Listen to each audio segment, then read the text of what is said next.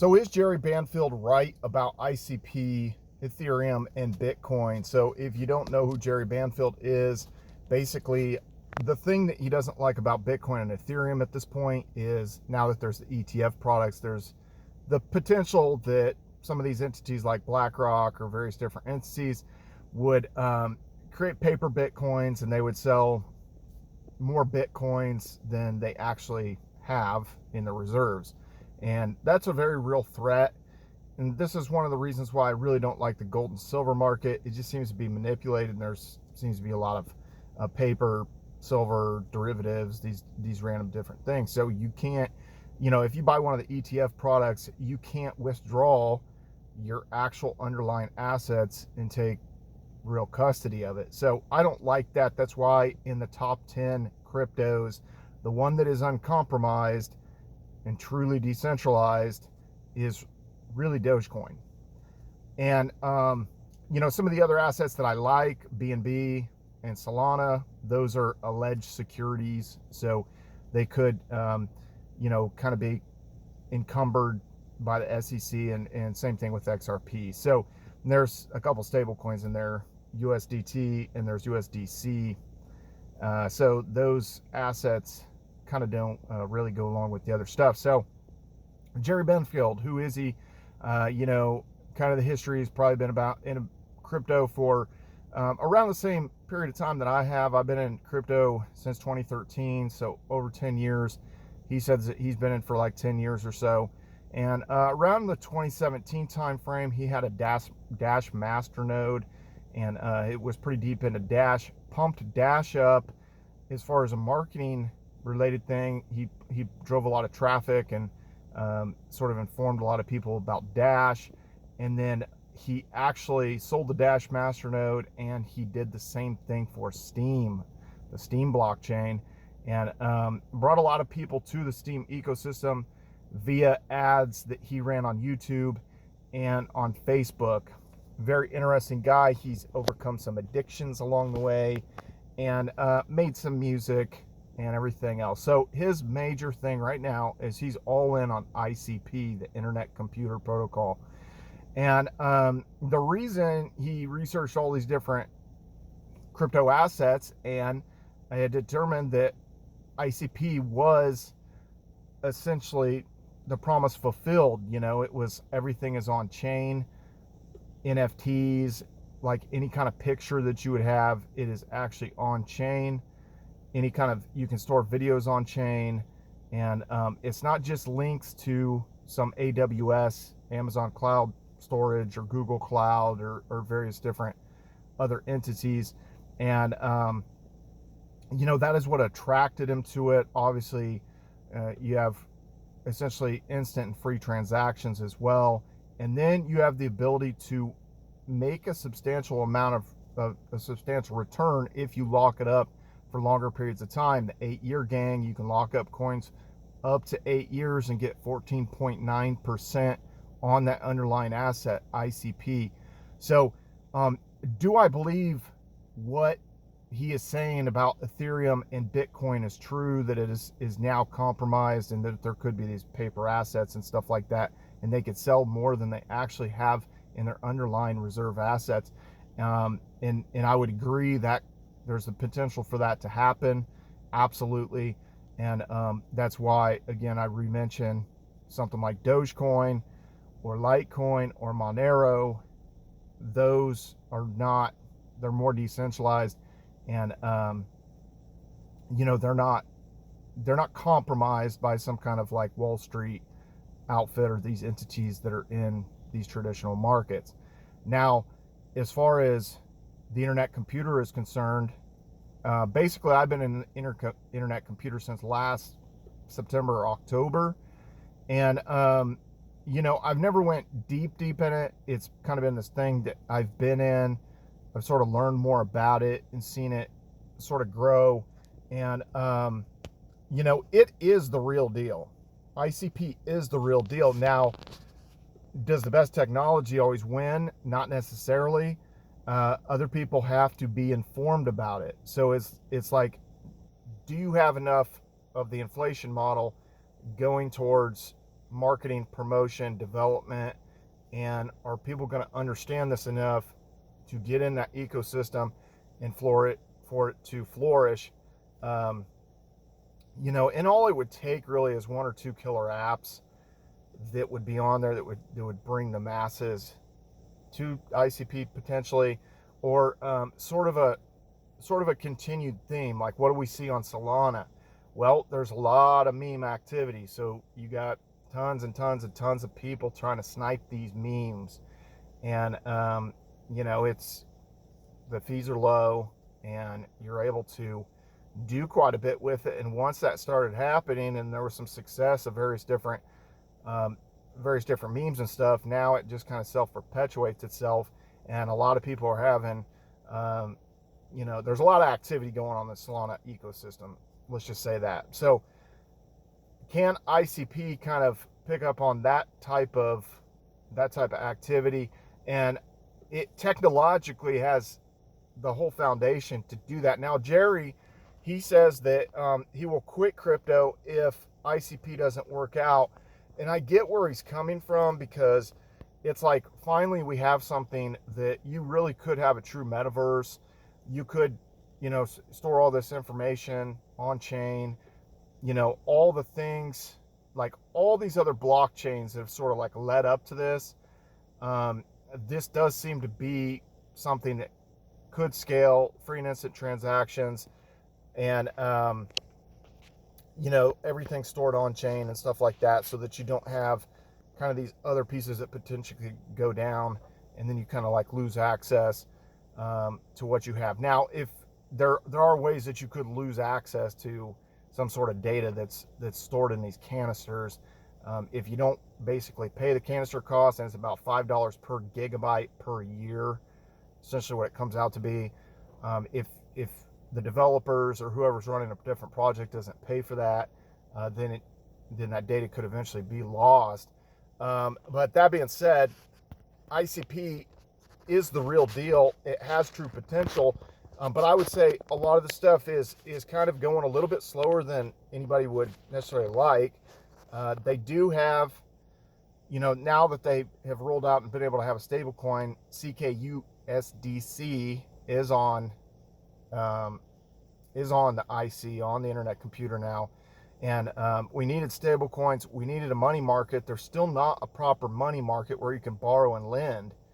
And for any DeFi activity, for any of these layer ones, that was the thing, whether it be Aave or whether it be Venus on the Binance Smart Chain, you need these proper money markets so you can borrow and lend. That's the power of it. So the whole premise, I'm not saying that Bitcoin and Ethereum are necessarily a bad asset. I just, you're not going to get as many multiples, but you could still use it as a pillar asset.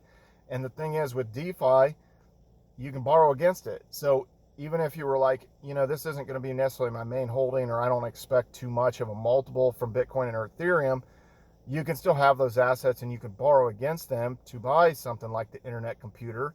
And then you could lock it up for 8 years and earn the 14.9% if you wanted to.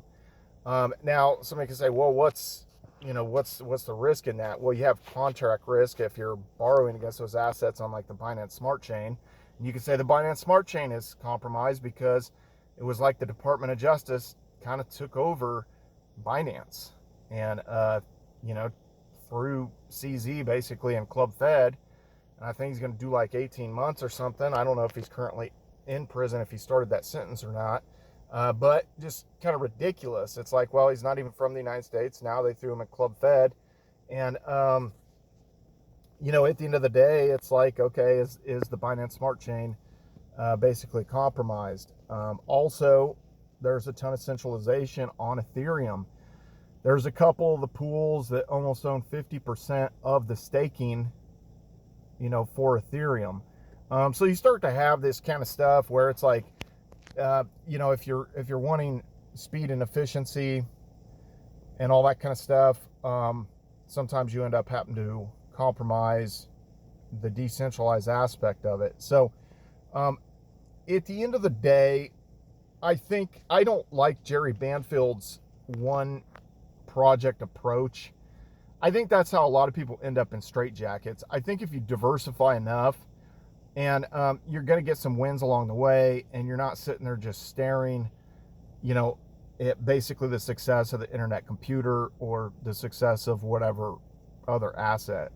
You know, and I've personally made that mistake before, that I went too deep into the EOS ecosystem, and you know, there was a lot of things that maybe could have went differently, kind of with that. I still ended up making money on it, and I didn't stay in as long as some of the people that really kind of rode that down. But you know, at the end of the day, it was just like, you know, you're looking at all the updates, you're just kind of like on top of all the news, all the developments and stuff like that, and then getting frustrated with it. Whereas, you know, if you have quite a few different assets, whether it's 5 to 10 different assets or something, when we are going through these bull markets, which we're kind of in this extended bull market, you are going to get some wins. So at the end of the day, am I going to quit crypto like Jerry Banfield if something like the internet computer doesn't work out? Absolutely not.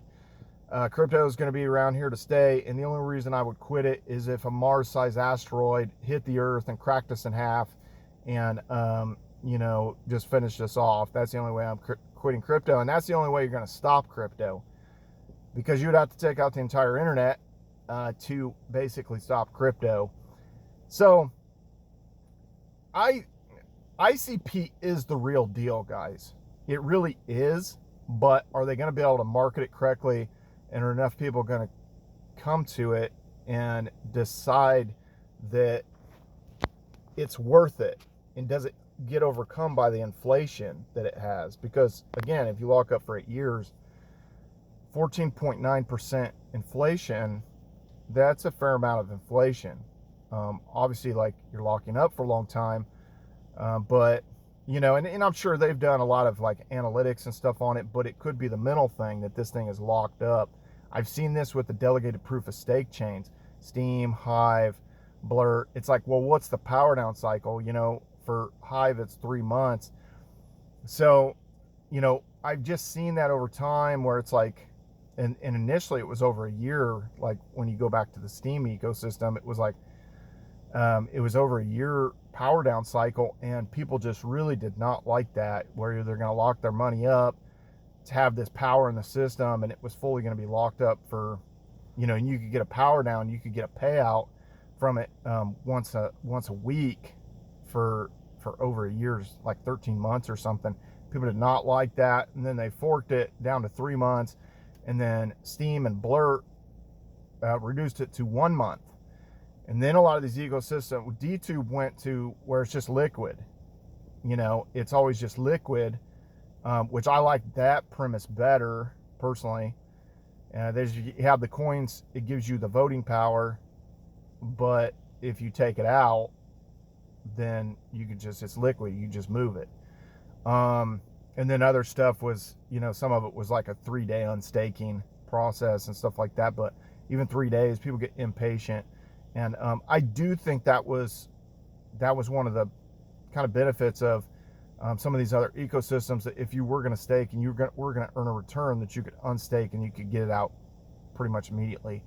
And I think people like, really, it's just like it's a mental crutch, like, oh, they're going to lock up their stuff for a long time and it's going to be tied up and they can't get it out. But Jerry Banfield has addressed that with the IC. There are ways to sell your internet identity, and actually buying identities that are out there for sale, you can actually get it for less than what it would be going for if you just bought the ICP liquid on an exchange. So it's an interesting thing. You know, it kind of, you know, brings up kind of these other avenues to you know, purchase and kind of get in and out in a different way. So anyway, guys, when there's a true money market on ICP, that is when the true power is unlocked.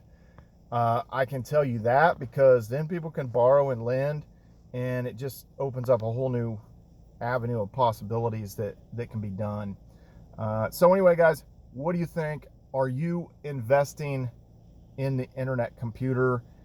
And, do you think Jerry Banfield's helping the internet computer with, with his marketing? I, in general, I think he is, because he knows what he's talking about, and he's helped with the information. He's able to push traffic.